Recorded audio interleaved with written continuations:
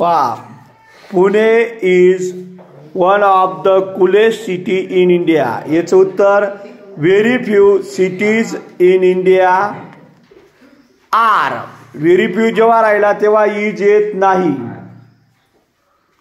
R as cool as पुढचा पुणे शब्द मागे जातो, करता हा मागे लिहायचा असतो. चला पुढचा विद्यार्थी.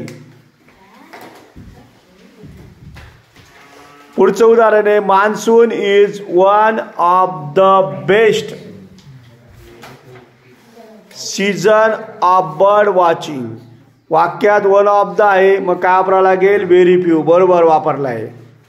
Very few season SEASON. Very few seasons for bird watching. दोन शब्दातलं अंतर सोड. बर्ड वॉचिंग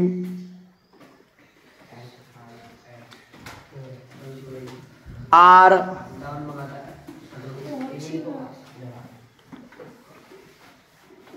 लिहायचा.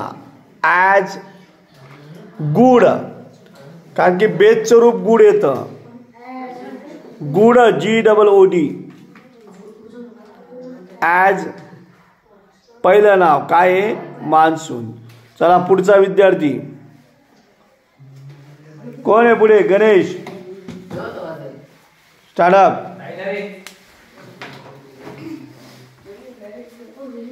दरवेळेस नाटकं करतो. तुझ्यानंतर गौरव. वाक्यात वन ऑफ द आहे, मग काय वापरावं लागेल? व्हेरी. व्हेरीचा आर व्यवस्थित काढ ना, तो व्ही सारखा वाटतोय ना. आर VERY, तो आर व्ही सारखा वाटतोय. वाय पण व्ही सारखा, असं नको करू ना.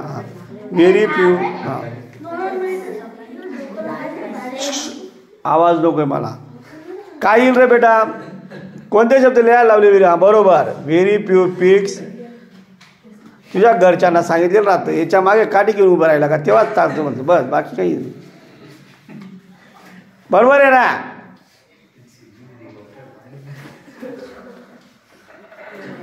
मी स्पष्ट म्हटलं, मागचे सगळे शब्द लिहिल्यावर आर, इज ऐवजी आर. पुढे बरोबर. ये का सर, ते कसं कशाला हे करते का?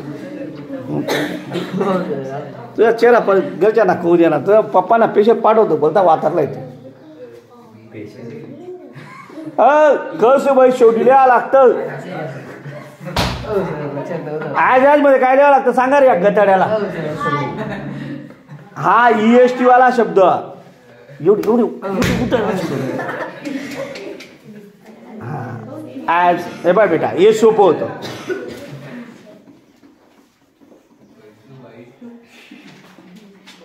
मला एक सांग, भीतीतून काय ओरडलं? पहिला शब्द कुठे येतो रे?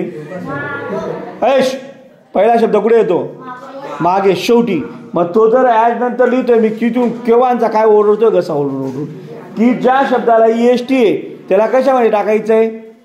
ॲज मध्ये खाली बसून हो सर, हो सर. मग इथे येऊन काय झालं तुला?